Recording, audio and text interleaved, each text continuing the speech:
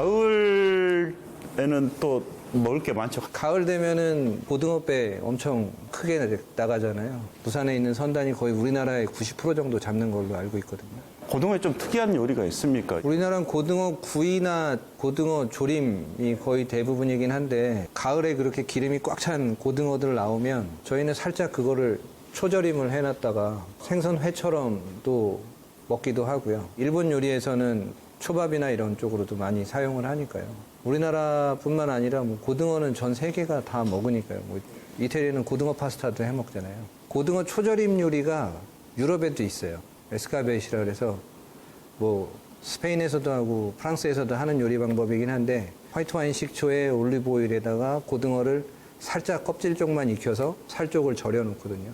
그래서 이제 냉장고에서 숙성을 시켜 놓고 먹고 싶을 때마다 꺼내서 이제 뭐 빵에도 얹어 먹고 샌드위치로도 먹고 뭐 어디 샐러드랑도 같이 먹고 하는 요리 방법이 많이 있어요. 대한민국 국민이 가장 좋아하는 생선 1위. 은백색의 몸통에 푸른 무늬가 선명한 고등어인데요. 서늘한 바람이 불어오는 가을은 고등어가 가장 맛있는 시기입니다. 시장에서 고등어를 구매하는 시민들을 만났는데요. 제일 좋아하는 거는 조림으로 해먹는 겁니다. 구워서 그냥 아침에 먹기도 하고. 주로 조림이나 구이로 요리하는 고등어. 다른 요리법이 없는지 궁금한데요. 특별한 고등어 요리를 판매한다는 한 식당을 찾았습니다. 뼈를 하나하나 다 빼내야 돼요. 이거 삶기를 잘 삶아야 돼요. 삶을 때 비린내 안 나게 삶아야 되는 것도 중요하지만 너무 많이 삶아버리면 이게 뼈 밟기도 힘들어요. 이 육수가 중요합니다. 뼈로 육수를 내는 이유는 고등어 본연의 진한 맛을 내기 위해서랍니다. 여기에 다양한 채소를 넣고 팔팔 끓여내 개운한 맛을 더해줍니다.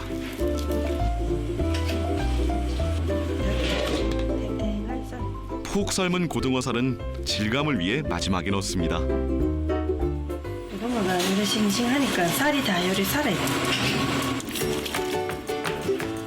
어릴 적 어머니가 끓여주신 고등어죽을 변형해 만들었다는 고등어 해장국. 고등어를 뼈부터 살까지 한 번에 먹을 수 있어 식당의 인기 메뉴로 등극했다는데요. 시원하면서도 고등어의 기름진 맛이 살아있어 술을 마신 다음 날 속을 달래주는 데 최고랍니다.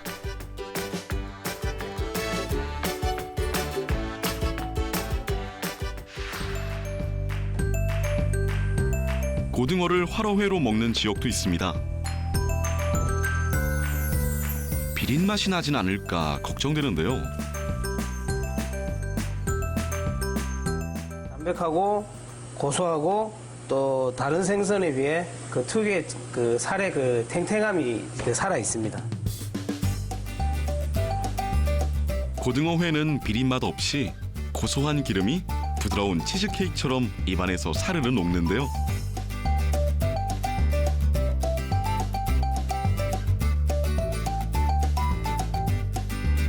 덕분에 가을 고등어회를 특별히 찾는 매니아층이 있을 정도랍니다.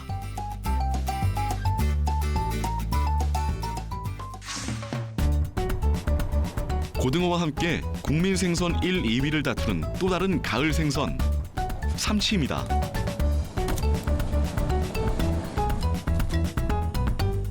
가을이 왔음을 삼치를 통해 확인한다는 말이 있을 정도로 대표적인 가을 생선 삼치.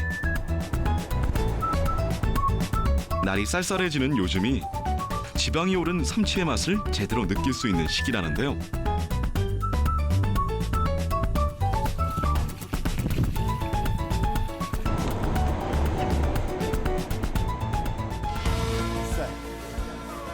삼치의 맛을 제대로 느끼려면 회로 먹어야 한다고 어민들은 이야기합니다.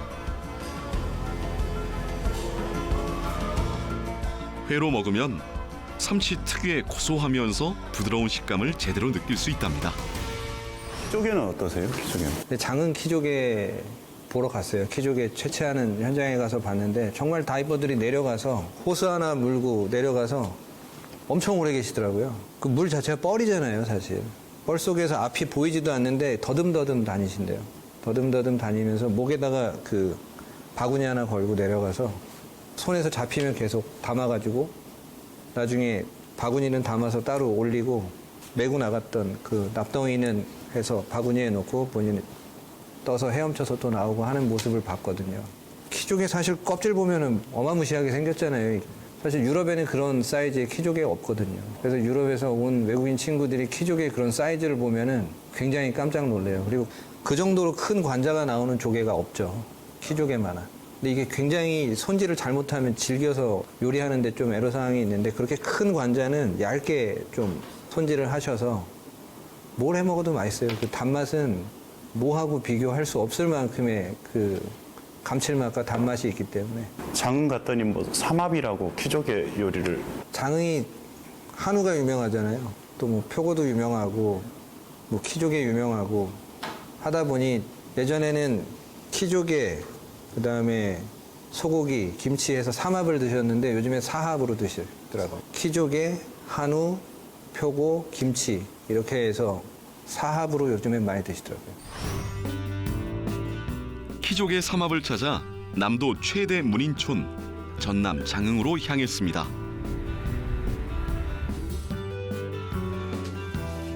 이곳에선 지역 특산품을 활용해 삼합을 만들고 있다는데요. 예, 장흥 특산물인 한우하고요, 키조개하고 표고버섯하고 이 세 가지를 같이 구워 드시는 게 장흥 삼합입니다. 장흥의 비옥한 갯벌에서 자란 키조개는 다른 지역에 비해 커다란 크기와 부드러움을 자랑한답니다. 키조개는 어디서 온 건가요? 장흥하고 공흥 사이엔 등량만에서 나오고 있습니다. 마지막으로 표고버섯도 가지런히 썰어 준비합니다. 세 가지 궁합은 잘 맞나요? 네, 너무 잘 맞습니다. 기본적으로 표고 향이 산속에서 나오기 때문에 표고 향이 너무 좋고요. 키조개에서 너무 부드럽고 단맛이 많이 나고요. 한우는 장 인구 4만인데 4만보다 훨씬 더 많은 사육토수를 가지고 있어가지고 좀 유명하거든요. 그래서 같이 올리다 보니까 정말 맛있습니다. 산과 바다, 강과 들이 모두 어우러진 장흥의 특징이 녹아있는 장흥 한우 키조개 버섯 삼합. 키조개 관자의 부드러움과 표고버섯의 쫄깃함, 그리고 한우의 감칠맛을 한 번에 느낄 수 있어 인기가 많다는데요. 한우와 키조개, 그리고 표고버섯의 환상적인 어우러짐.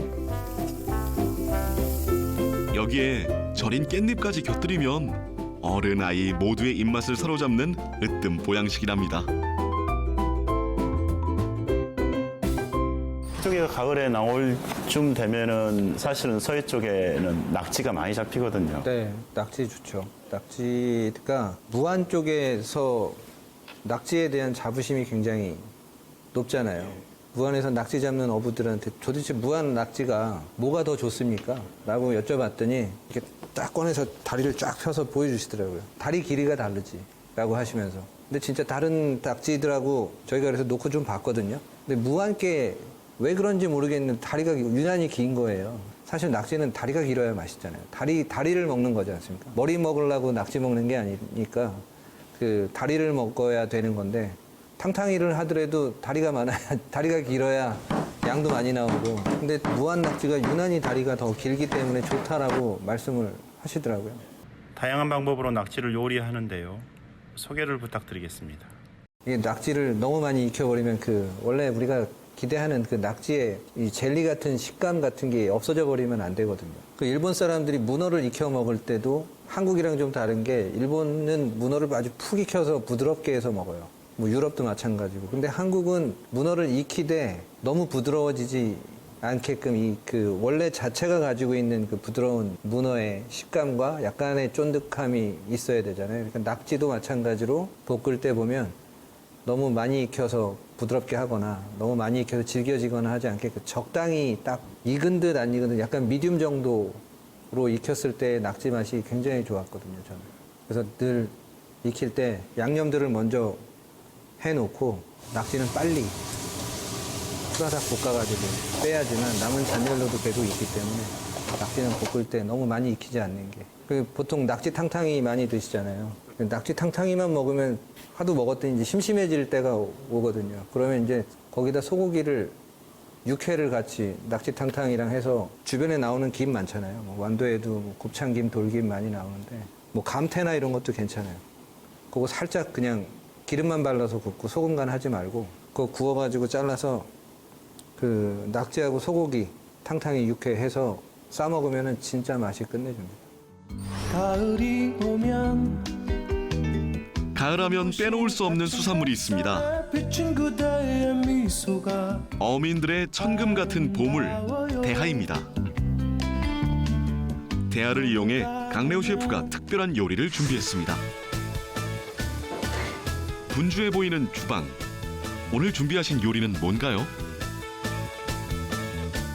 대하 연근찜을 할 거고요. 연근을 갈아서 계란 흰자하고 섞어서 안에 밤, 은행, 목이버섯, 푸콩 준비했고요. 거기다가 대하를 얹어서 쪄내는 요리입니다. 대하는 연근과 영양적으로 궁합이 잘 맞는데요. 대하에 부족한 비타민 C나 섬유소가 많아 함께 먹으면 시너지 효과를 기대할 수 있답니다. 대하 연근찜의 식감을 더하기 위해 목이버섯과 밤을 먹기 좋게 자르고 흰자와 노른자를 분리합니다. 보통 연근만 넣고 찌게 되면 이게 연근이 이렇게 뻑뻑해질 수 있기 때문에 그 연근을 좀 더 공기가 좀 들어가 있기 때문에 좀 부드럽게 먹을 수 있도록 만들어지기 위해서 계란 흰자를 쓰면 좋아요. 그래서 달걀 흰자 거품을 섞어주면 연근찜 자체의 식감이 굉장히 부드러워지죠. 흰자를 거품기로 휘저으면 부드러운 머랭이 만들어지는데요. 여기에 준비한 재료를 넣고 섞어줍니다.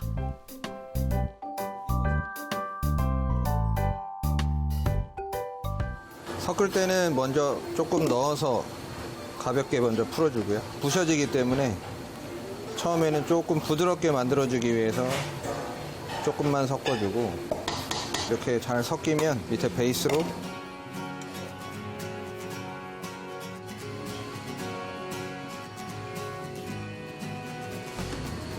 보통 추석 이후의 대하가 훨씬 더 크고 살이 많아서 맛있고요. 지금은 안면도 대하입니다. 연근 위에 데쳐서 미리 준비한 대하를 얹고 오븐에 넣어 약 10분 동안 굽습니다. 먹음직스럽게 익은 대하 연근찜. 미소로 만든 소스를 두르면 완성입니다. 오동통하게 살이 오른 대하와 담백한 맛이 어우러진 대하 연근찜.